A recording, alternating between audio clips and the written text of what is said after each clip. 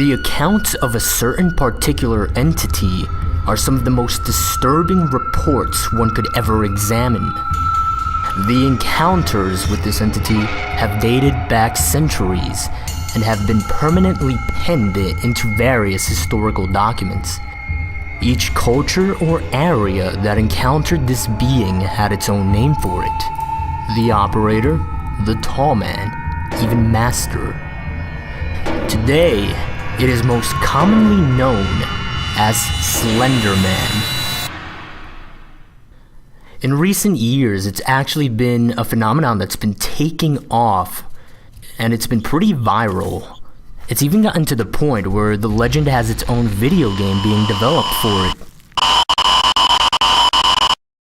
However, its presence in history is certainly undeniable. There are many recorded accounts documenting encounters with this entity. One such disturbing account, stemming from a German journal dating as early as 1702, writes, "My child, my Lars, he is gone, taken from his bed. The only thing that we found was a scrap of black clothing. It feels like cotton, but it is softer, thicker. Lars came into my bedroom yesterday screaming at the top of his lungs that the angel is outside. I asked him what he was talking about, and he told me some nonsense fairy story about the tall one. He said he went into the groves by our village and found one of my cows dead, hanging from a tree. I thought nothing of it at first, but now he is gone. We must find Lars, and my family must leave before we are killed. I am sorry, my son. I should have listened. May God forgive me." Despite different cultures attributing different names to this being, all descriptions of it share some very common traits. The Slender Man is described as being a tall man. In many reported experiences, it is said to have the appearance of wearing a black suit and maybe even a tie. Now, there's an important distinction to be drawn here.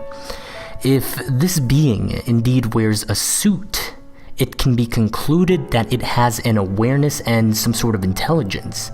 However, if it does not, and it just seems to have the appearance of doing so, then it's hypothesized that it has a natural ability to merge in its surroundings, and in this case that would be with our society, our culture. It may be why this entity has even been evasive for so many centuries, despite an ever-evolving and ever-changing culture. It is also reported as having no eyes, no mouth, no hair, and no distinguishable facial features. Different reports describe it as ranging anywhere between 6 to 15 feet in height. Its behaviors vary from report to report. It has reportedly stalked victims, in some cases for years. Psychological torture is a common tool this being employs, though any definite particular reason as to why it does what it does is anyone's best guess. The only general certainty that can be drawn from this entity's behavior is that it is malevolent. Now, there was actually an interesting list compiled which described potential traits of the Slender Man. This list was compiled after there were a number of burning buildings with unknown causes that had several deaths and a few surviving witnesses. Now, these traits are listed in a sort of chronological order, and this is what that list says. Slender Man will find interest in a victim for reasons unknown. It would then contact the victim, and if it is a child, it'll present itself as friendly. The adults he stalks have a common trait. They have all been through a terrible tragedy in their life, even if the tragedy was made by Slender Man directly. If the victim is an adult, it would stalk the victim for long amounts of time, causing what is known as slender sickness. Now, slender sickness causes massive paranoia, nosebleeds, nightmares, hallucinations appearing only to the sick person, and many other dangerous symptoms. Eventually, and this is where it gets disturbing, eventually it would abduct the victim into whatever nearby forest there may be, where they would be killed. In messy cases, it may remove evidence of its existence by causing fire of their home, place of work, or school. Now, here's one of the more recent findings about Slender Man, and this can get pretty disturbing. Slender Man uses, or is at least thought to use, what are called proxies. Now, these proxies, they are people that behave in really strange ways. Oftentimes it is described as if they behave in ways that make them appear as if they are possessed. It is a kind of psychosis. However, it is unknown whether this psychosis is simply them speaking for themselves, or if it is actually Slender Man pulling the strings. In its most generalized form, you can consider these proxies insane individuals that are apparently under its control or influence. Now, this is because these proxies tend to act based on what this entity might want or need, sort of like servants. Now, the idea is that these people do all the physical interaction for it. Quite significantly here is the idea that they might even destroy or even leave evidence for it. They may even serve as sort of a communication medium, which is really disturbing considering the potential forms of media that they can communicate through. Because this includes creating any sort of electronic media to communicate with whomever they might feel the need to. So it might be possible that there are videos or files out there with communication from it. This idea, it kind of brings you as close as possible to this, as directly as possible as you can get. One final point, you cannot choose to be a proxy. There are reports or accounts in which people have tried where they've wanted to, but it doesn't work that way. In short, it chooses you, you do not choose it. And that, I think, is probably one of the scariest aspects of this entire thing. Apparently there are organizations tracking it, however not much is known about this as one would suspect. In fact, it's even to the point where one of the organizations is literally just called the organization. It's been given aliases such as Optic Nerve, the Unknown Organization, the Bureau, and even the Anti-S-Walker Unit. But all in all, it's just an unnamed organization. One report states that there was an interview with a detective. This detective did not state where he worked from, he only stated that they were based in Washington in the United States.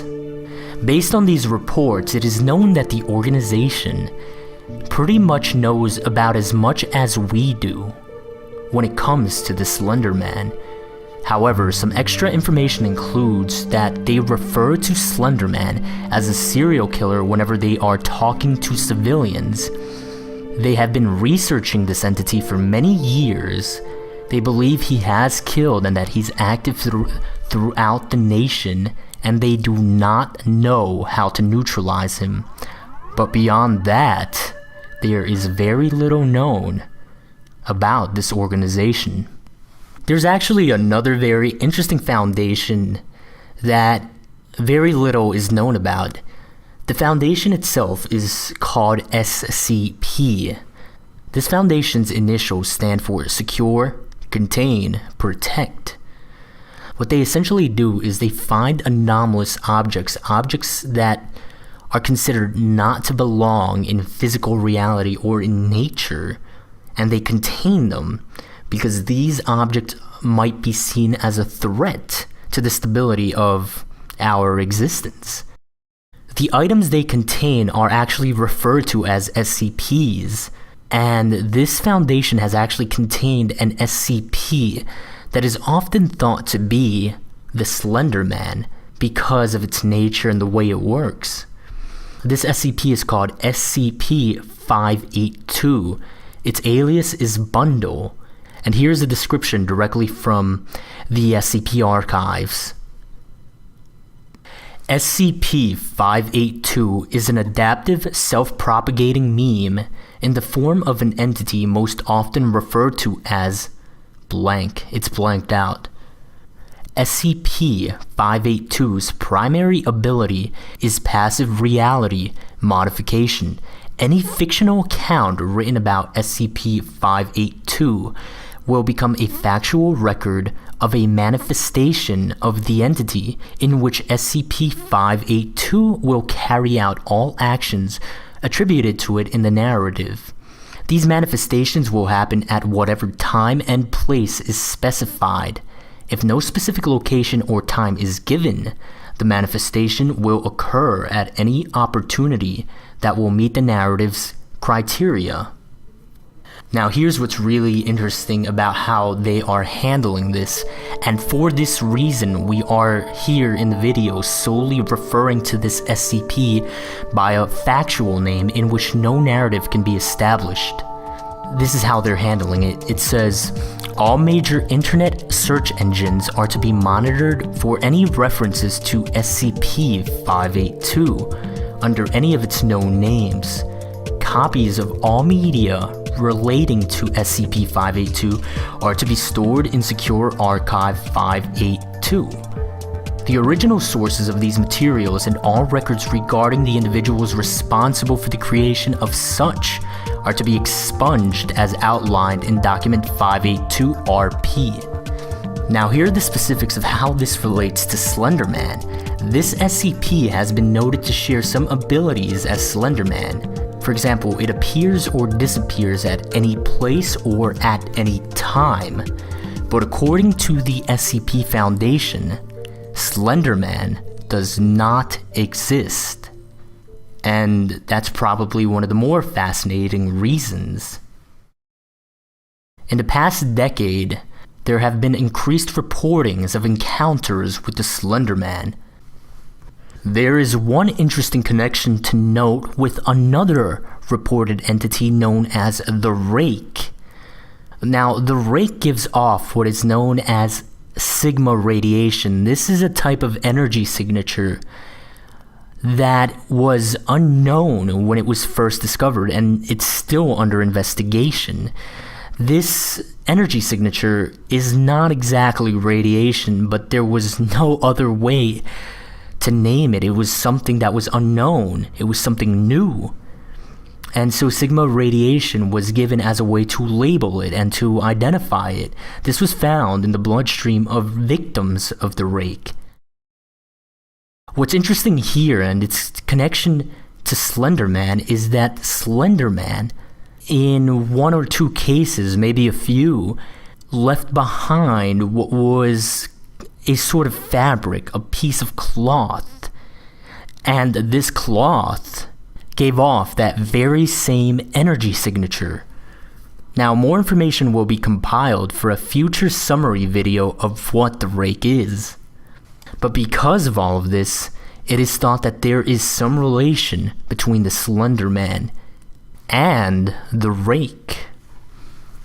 There have even been mentions of a modern cult who worships the Slender Man, who see him as some sort of holy being and that his actions are a blessing. The Slender Man is certainly one of the most notorious entities in existence. Quite possibly the most disturbing aspect of investigating the Slender Man is the inexact nature of its origin. Its malevolent, mysterious nature is one that garners a lot of deserved attention. This is what we know so far. There is still much to learn. New information is acquired and new hypotheses posed as further investigation is done. However, the costs of the little we find out are great, for there have been a startling number of victims and disappearances in recent times. Yet all information is valuable, for if we do not know or understand how this entity operates, its motives, its purpose, how could we ever hope to escape it should we be misfortunate enough to encounter the Slender Man for ourselves?